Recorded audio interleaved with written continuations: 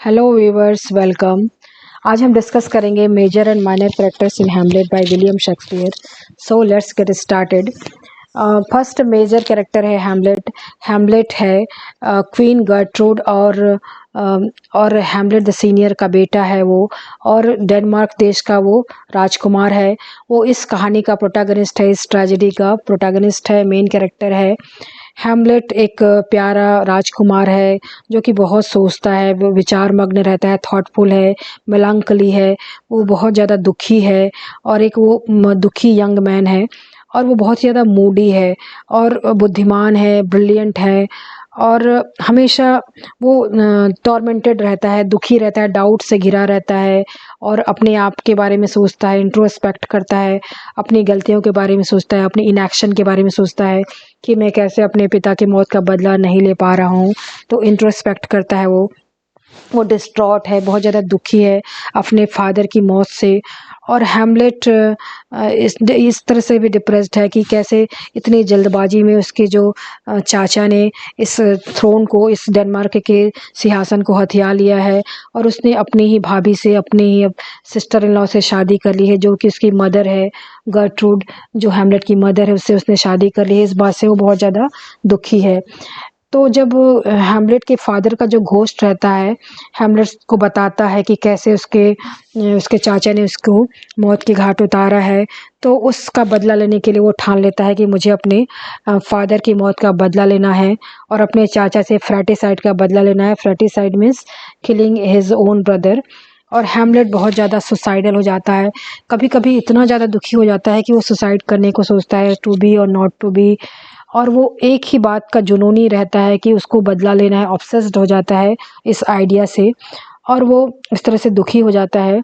और जब वो ये नहीं कर पाता, अपने इस इंस्ट्रक्शन पे वो काम नहीं कर पाता, जल्दी जल्दी अपने एवेंजिंग वाले काम को नहीं कर पाता, बदला नहीं ले पाता, तो इस बात से वो दुखी हो जाता है। और वो बहुत इंटेलिजेंट भी है। वो इंटेलिजेंस की वजह से ही डिसाइड करता है कि वो कैसे अपने चाचा के सामने, और चाचा को बेवकूफ़ बनाने के लिए, और उसके और जो वफ़ादार हैं उनको बेवकूफ़ बनाने के लिए क्या करेगा, वो पागलपन का नाटक करेगा, ताकि उसको उनको पता मत चले। एक तरह से डिफेंसिव मैकेनिज़्म, एक तरह से सुरक्षा कवच उसके लिए अपने लिए तैयार करता है वो, ताकि वो उस अपने चाचा से निपट सके, जिसने वो बहुत ही ताकतवर रहता है क्लॉडियस, जिसने उसके फादर को सोते हुए मार दिया था, और क्लॉडियस को वो मजा चखाना चाहता है। तो और इसके पहले वो अपने चाचा से बदला लेने के पहले इस बात को कंफर्म कर लेना चाहता है कि क्या वास्तव में उसका चाचा ही उसके फादर के मौत के लिए जिम्मेदार है। फिर इसको पता लगाता है वो, और फिर वो आगे काम करता है। और कभी कभी वो इतना ज़्यादा परेशान हो जाता है कि इस मेंटल, मतलब वो पहले पागलपन का नाटक करता है, लेकिन कुछ क्रिटिक्स कहते हैं कि वो पागलपन का नाटक करते करते वो खुद पूरी तरह से पागल हो जाता है, ऐसा क्रिटिक्स कहते हैं। और वो उसे बहुत ज़्यादा दुखी, अपने गिल्टनेस से वो दुखी है, और पूरी तरह से एक तरह से नफ़रत करने लगता है। वो दुनिया में उसको सब कुछ बुरा नज़र आने लगता है, स्पेशली अपने अंकल से बहुत ज़्यादा वो नफ़रत करता है। और अपना जो दुख रहता है, अपना जो फ्रस्ट्रेशन रहता है, गुस्सा रहता है, अपनी माँ के सामने बहुत ज़्यादा वो ज़ाहिर करता है, अपनी माँ से बहुत ज़्यादा दुखी रहता है, नाराज़ रहता है। और अपने जो फ्रेंड्स रहते हैं रोज़ेनक्रैंड और गिल्डेस्टर्न, उनसे भी ज़्यादा वो परेशान रहता है, फ्रस्ट्रेटेड रहता है, क्योंकि जिनको उसने दोस्त समझा था, उसने भी उसके ऊपर जासूसी की थी। और वो ऑफेलिया एक समय जिसको बहुत ज़्यादा प्यार करता है, उसको भी वो बहुत ज़्यादा सुनाता है, बहुत ज़्यादा भला बुरा कहता है, उसके प्यार को रिजेक्ट कर देता है। जब उसे पता चलता है कि ओफेलिया ने अपने फादर की बात मानकर क्लॉडियस और पोलोनियस की बात मानकर उसके ऊपर जासूसी की है, तो उसे बहुत ज़्यादा दुखी हो जाता है और उसे डांटता है, गो टू ननरी कहता है, और अपना आपा खो देता है उसके सामने। और वो हमेशा अपने विचार में मग्न रहता है, दुखी रहता है। ये उसका मेन क्वालिटी रहता है, रिफ्लेक्टिव और मेलांकली। और उसका जो मूड होता है हमेशा चेंज होते रहता है, कभी वो अच्छे मूड में रहता है, कभी बुरे मूड में रहता है, और हमेशा सोचते रहता है वो। और एक चीज़ से वो ऑब्सेस्ड रहता है, जुनूनी रहता है कि उसे बदला लेना है। और हैमलेट है बहुत ही ज़्यादा रैशली बिलीव करता है, बहुत ही ज़्यादा जल्दबाजी में बिलीव करता है, बिहेव करता है, और बहुत ही ज़्यादा इम्पल्सिव रहता है। वो बिना सोचे विचारे वो काम करता है, उस समय बहुत ज़्यादा वो बिना सोचे बेचारे काम करता है। जब वो देखता है, जब वो अपनी माँ के बेड चैम्बर में रहता है और वहाँ पर उसकी बहस होते रहती है उसकी मदर से, तो उसकी जो मदर है वो डर के मारे हेल्प हेल्प चिल्लाती है। तो पीछे से में जो छिपा पोलोनियस रहता है, जो कि पर्दे के पीछे छुप के उनकी बातें सुनते रहता है, वो भी हेल्प कहता है।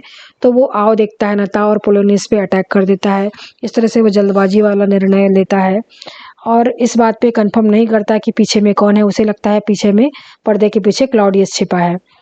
हैमलेट बहुत ही फेमस फिगर है पूरे वर्ल्ड लिटरेचर का, वेस्टर्न लिटरेचर का और थिएटर की दुनिया का बहुत ही जाना माना कैरेक्टर है ये, और बहुत ही कॉम्प्लिकेटेड कैरेक्टर माना जाता है इसे। बहुत ही कठिन कैरेक्टर, डिफ़िकल्ट कैरेक्टर माना जाता है।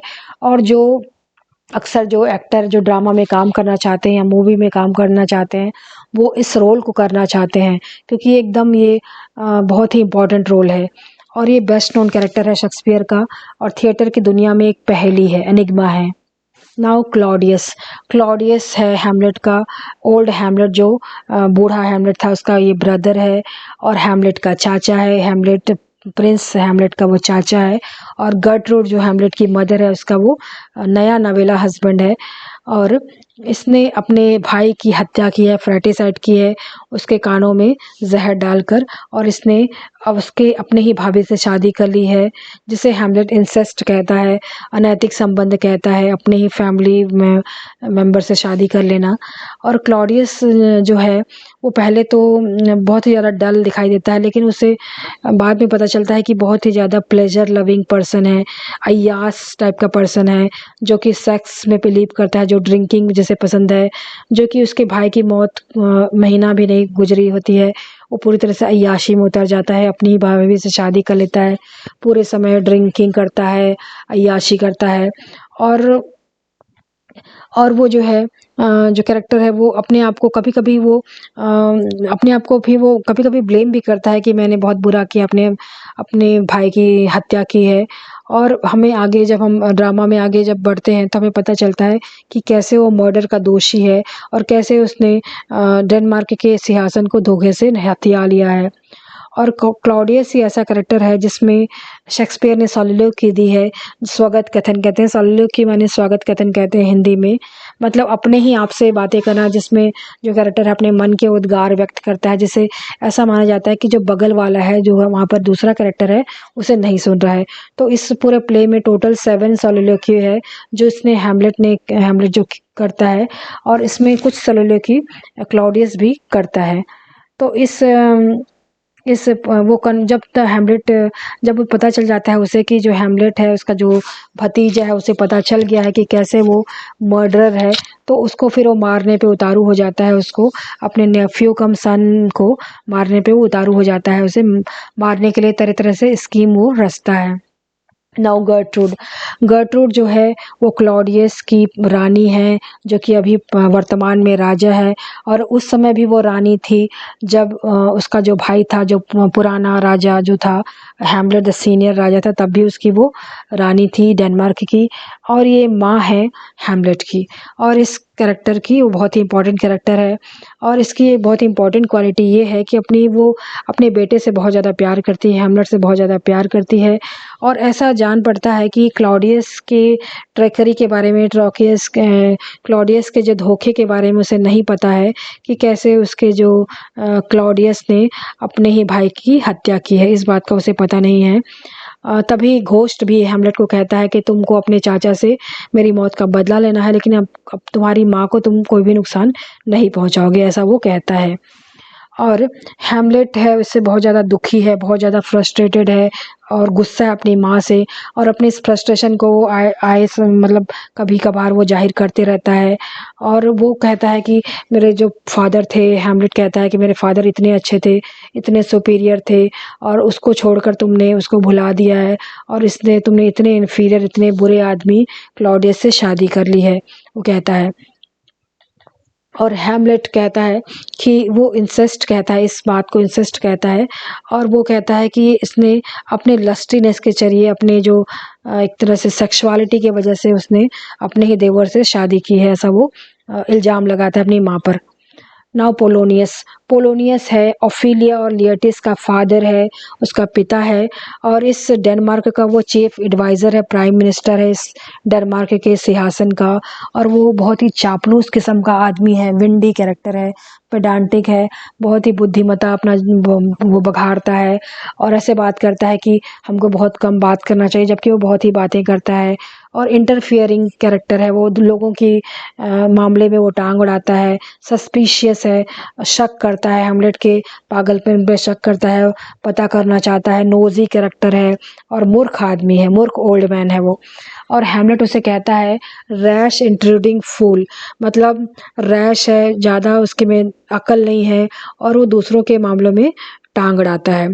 पोलोनियस है, पोलोनियस को हमेशा इंट्रिग के लिए वो प्रोवोक करता है और वो उसे पसंद था कि कैसे वो दूसरों के लिए वो जासूसी कर सके। उसे पर्दों के पीछे छुपकर लोगों की बातें सुनने में, लोगों के सीक्रेट जानने में बहुत मज़ा आता था। और वही ये थ्योरी को लाता है कि मेरी जो बेटी है ओफिलिया से बहुत प्यार करता है हेमलेट, और मेरी बेटी ने मेरे कहने पे हेमलेट को रिजेक्ट कर दिया है, इसीलिए हेमलेट उसके गम में पागल हो गया है। इस थ्योरी को वो क्लॉडियस को सुनाता है। अपोलोनियस की जो मौत है उसी के ही कर्मों का नतीजा थी। वो जिस तरह से छिपा रहता है पर्दे के पीछे और हेमलेट उसे मार देता है क्लॉडियस के धोखे से। क्लॉडियस समझकर उसे मार देता है। हेमलेट है एक्सीडेंटली उसे मार देता है। और पोलोनियस का जो डेथ के बाद उसकी जो जो सिस्टर रहती, उसकी जो बेटी रहती है ओफिलिया, जिसे वो बहुत प्यार करती थी अपने फादर से, उसके मौत के गम में वो पागल हो जाती है। ना ओफिलिया बहुत ही इम्पोर्टेंट कैरेक्टर है, बहुत ही ब्यूटीफुल है इस पूरे ड्रामा में। और वो डॉटर है, पोलोनियस की डॉटर है और लियटिस की बहन है। ओफिलिया को बहुत सारे लव लेटर मिले हैं हेमलेट से और बहुत सारे गिफ्ट मिले हैं। हेमलेट बहुत प्यार करता था उसे और बहुत सारे वो गिफ्ट देता है उसे। लेकिन ओफिलिया क्या करती है कि ओफिलिया का अपना जो कैरेक्टर है स्ट्रांग नहीं है, उसका जो विल पावर बहुत ज़्यादा स्ट्रांग नहीं है। तो जब उसका भाई उसे समझाता है, उनको लेक्चर देता है कि तुमको जो हेमलेट है बस सड्यूस करना चाहता है, बस तुम्हारा इस्तेमाल करना चाहता है, तुमको सेक्सुअली वो सड्यूस कर लेगा और उसके बाद तुमसे वो शादी नहीं करेगा, क्योंकि वो एक राजकुमार है और राजकुमार प्राइम मिनिस्टर की बेटी से शादी नहीं करते हैं। तो वो भुला लेती है, हेमलेट को बहुत ही आसानी से भुला देती है और उसको हेमलेट के पास जाती है, उसको कहती है कि ये तुम्हारे सारे सामान, सारे लव लेटर्स वापस ले लो, क्योंकि मैं तुम्हारे साथ अपना जो जो प्रेम है उसको आगे नहीं बढ़ा सकती, इस तरह से। और वो किस तरह से कठपुतली का काम करती है, वो क्लॉडियस और उसके जो फादर पोलोनियस के हाथों की कठपुतली बन जाती है और हेमलेट पे जासूसी करती है वो। और उसके जो उन लोग कहते हैं कि हमको हेमलेट की कंडीशन का पता करना है, तो इसके लिए वो राजी हो जाती है। और ओफिलिया को अक्सर हेमलेट है भला बुरा कहता है, उसके ऊपर हंसता है उसको, और उसको बहुत डांटता भी है, गो टू ननरी कहता है, क्योंकि उसे फ्रस्ट्रेशन रहता है कि हेमलेट को फ्रस्ट्रेशन रहता है कि ओफिलिया जिसे वो बहुत प्यार करता है वो उसको धोखा दे देती है, इस तरह से। और उसके जो फादर रहते हैं और हेमलेट के जो फादर और उसके जो भाई रहता है, उसको सेक्सुअलिटी पे भाषण देते हैं कि कैसे तुमको बहुत ज़्यादा बच के रहना है, कोई तुम्हारे इसका फ़ायदा ना उठा ले, तुम्हारे फिज़िक का फ़ायदा ना उठा ले, इस तरह से। और वो मैड हो जाती है जब हेमलेट के द्वारा उसके पिता की हत्या हो जाती है, तो उसके गम में वो पागल हो जाती है और बाद में वो उसकी नदी में डूबने से उसकी मौत भी हो जाती है। फिर एक मेन कैरेक्टर है, इम्पॉर्टेंट कैरेक्टर है ओल्ड हेमलेट, घोस्ट। तो ये जो घोस्ट है वो हेमलेट के पिता का घोस्ट है, जिसकी अभी-अभी मौत हुई है। घोस्ट ही है जो कहानी में बहुत इम्पोर्टेंट कैरेक्टर प्ले करता है और वो आके हेमलेट को बताता है कि जो मेरी जो मौत हुई है प्राकृतिक मौत नहीं हुई है, नेचुरल डेथ नहीं हुई है, जबकि तुम्हारे मतलब चाचा ने फ्रैटिसाइड की है, तुम्हारे चाचा ने अपने ही भाई की हत्या की है, मेरे कानों में ज़हर डाल दिया है जब मैं गार्डन में आराम कर रहा था। तो और लोगों को उसने ये बताया है कि मेरी मौत सांप के काटने से हुई है, ऐसा नहीं है। तो बेटा अगर तुम मुझे प्यार करते हो तो तुम्हें मेरी मौत का बदला लेना है, ऐसा वो कहता है। और घोस्ट के जब मैसेज ये देता है तो हेमलेट पूरी तरह से अननर्व हो जाता है, बहुत ही परेशान हो जाता है, दुखी हो जाता है और उसकी ज़िंदगी का एकमात्र लक्ष्य हो जाता है अपने पिता की मौत का बदला लेना। तो तो ये बहुत ही इंपॉर्टेंट रोल प्ले करता है घोस्ट। और हैमलेट को इसके ऊपर शक भी है। हैमलेट एक समय वो बिलीव भी करता है कि ये मेरे पिता का घोस्ट है, मुझे बदला लेना है, लेकिन इसके पहले वो कंफर्म हो जाना चाहता है कि वास्तव में ये जो घोस्ट कह रहा है ये सचमुच में मेरे फादर का घोस्ट है या तो कोई ऐसा शैतान का भेजा हुआ कोई दूत है जो कि मुझसे मर्डर कराना चाहता है, ऐसा वो कंफर्म होना चाहता है। और एक बार वो कंफर्म हो जाता है तो फिर वो बदले के लिए आतुर हो जाता है। तो ये जो कैरेक्टर है शेक्सपियर ने इस प्ले को निभाया है। जब इस ड्रामा का मंचन होता था लंदन में तो शेक्सपियर इस रोल ऑफ द घोस्ट को प्ले करते थे। शेक्सपियर ने कई बार क्वीन एलिजाबेथ के सामने भी एक्टिंग की है और जो कि बहुत बड़ी बात थी। होरेशियो हैमलेट का बहुत ही क्लोज फ्रेंड है और उसने पढ़ाई की है विटेनबर्ग यूनिवर्सिटी में। जर्मनी का जो विटेनबर्ग यूनिवर्सिटी है उसमें हैमलेट के साथ उसने पढ़ाई की है। और वो होरेशियो जो है हैमलेट का बहुत ही वफादार और बहुत ही हेल्पफुल फ्रेंड है और जो हमेशा शुरू से लेकर आखिरी तक अपने फ्रेंड के लिए मदद करता है और हर समय उसके लिए तैयार रहता है। हैमलेट के डेथ के बाद जब हैमलेट मरते रहता है तो वो होरेशियो कहता है कि जिस दुनिया में तुम नहीं रहोगे हैमलेट, मैं भी नहीं रहना चाहता हूँ, मैं भी मरना चाहता हूँ। तो हैमलेट उसे समझाता है कि नहीं तुम दोस्त, तुमको रहना है, तुमको ज़िंदा रहना है और ज़िंदा रह के मेरे जो स्टोरी है तुमको सुनाना है कि कैसे मेरे साथ अन्याय हुआ है, कैसे मेरे साथ धोखा हुआ है, सारी चीज़ों को तुमको सुनाना है। फिर है लियटिस पोलोनियस का बेटा है और ओफिलिया का ब्रदर है, भाई है। और एक यंग मैन है जो कि अपना ज़्यादातर समय जिसने फ्रांस में बिताया है, क्योंकि फ्रांस में पेरिस में वो पढ़ाई करता है और ये बहुत ही ज़्यादा पैशनेट है, बहुत ज़्यादा जुनूनी है और ये मैन ऑफ एक्शन है। वो ये काम करने पे बिलीव करता है और एक तरह से हैमलेट के पर्सनालिटी को ये फॉइल करता है। इससे अलग पर्सनालिटी है इसका। हैमलेट है जो विचारों का व्यक्ति है, जो विचार ज़्यादा करता है, एक्शन कम करता है, लेकिन ये एक्शन ज़्यादा करता है। हैमलेट को पता चल जाता है कि उसके फादर का मर्डर हुआ, फिर भी बहुत सोचता है उसका बदला लेने के लिए। लेकिन जब इसे पता चलता है कि हैमलेट ने उसके फादर को मारा है तो तुरंत ही बदला लेने पे आतुर हो जाता है और हैमलेट को मारने आ जाता है। फोर्टिनब्रास एक यंग राजकुमार है, नॉर्वे का राजकुमार है जिसके फादर की हत्या की है पुराने हैमलेट ने, ओल्ड हैमलेट द सीनियर ने, बूढ़े हैमलेट ने जिसकी हत्या की है एक युद्ध में। और उस युद्ध के बाद उसका चाचा उस नॉर्वे का राजा है और ये राजकुमार है वहाँ का। तो ये अपने फादर की मौत का बदला लेने के लिए डेनमार्क पे चढ़ाई करना चाहता है, डेनमार्क पे बदला लेना चाहता है। और ये एक तरह से ये भी हैमलेट के फॉइल का काम करता है, हैमलेट का अपोजिट कैरेक्टर है। और जैसे कि हैमलेट मैन ऑफ थॉट है और ये मैन ऑफ एक्शन है। फिर है रोज़ेनक्रेंड एंड गिल्डेस्टन एक फुलिश दरबारी हैं जो डेनमार्क के दरबार में है और वो हैमलेट के फ्रेंड थे जो विटेनबर्ग की यूनिवर्सिटी में उसके साथ पढ़ाई की थी इन्होंने। इसी वजह से वो हैमलेट को बहुत अच्छे से जानते हैं, जिसकी वजह से क्लॉडियस ने और गर्ट्रूड ने उन्हें बुला भेजा है ताकि वो हैमलेट की कंडीशन से के बारे में पता कर सकें। उनसे वो कहते हैं कि तुम बातें करो हैमलेट से और पता लगाओ कि हैमलेट इतना दुखी क्यों है, इतना ज़्यादा पागल भरी हरकतें क्यों कर रहा है। नाउ ऑसरिक एक फुलिश दरबारी है, बेवकूफ़ दरबारी है और ये वही दरबारी है जो कि हैमलेट को बुलाने आता है, फेंसिंग मैच के लिए निमंत्रण देने आता है कि लियटिस और उसका तलवारबाजी का मैच होने वाला है। इसके बारे में कई बार क्वेश्चन आया है कि कौन जो कैरेक्टर है जो कि हैमलेट को बुलाने आता है फेंसिंग मैच के लिए। नाउ वोल्टामेंट एंड कॉर्नेलियस कोर्टियर्स हैं, दरबारी हैं, डेनमार्क के दरबारी हैं। और क्लॉडियस इन्हें नॉर्वे भेजता है, एक देश भेजता है नॉर्वे जो पड़ोसी देश है डेनमार्क का, ताकि वहाँ का जो राजा है उसको समझा सके कि वो अपने भतीजे राजकुमार फोर्टिनब्रस को समझाए कि वो डेनमार्क पे अटैक ना करे। फिर मार्सिलस और बर्नार्डो और मार्सिलस ऑफिसर्स हैं, गार्ड हैं जो कि किले की रखवाली करते हैं। एल्सिनोर का जो किला है उसके चार दीवारी की वो रखवाली करते हैं। और जब वो देखते हैं घोस्ट को देखते हैं तो वो होरेशियो को भी बताते हैं कि कैसे उसने घोस्ट देखा है, जो बूढ़े हैमलेट का घोस्ट देखा है। और मार्सिलो उस समय भी प्रेजेंट रहता है जब हैमलेट अपने पिता के घोस्ट को देखता है। नाउ फ्रांसिस्को एक सैनिक है और वो गार्डमैन है, वो किले का रक्षक है, एल्सिनोर किले का रक्षक है। नाउ रेनाल्डो जो है पोलोनियस का सर्वेंट है, उसका नौकर है, जिसे पोलोनियस पेरिस भेजता है, फ्रांस भेजता है, ताकि वो अपने बेटे लियटिस को पैसे भेज सके। और पैसे के साथ साथ वो उसको इंस्ट्रक्शन भी देता है कि तुमको मेरे बेटे की जासूसी करना है कि वो वहाँ पढ़ाई कर रहा है कि कोई दूसरे काम कर रहा है, इस तरह से।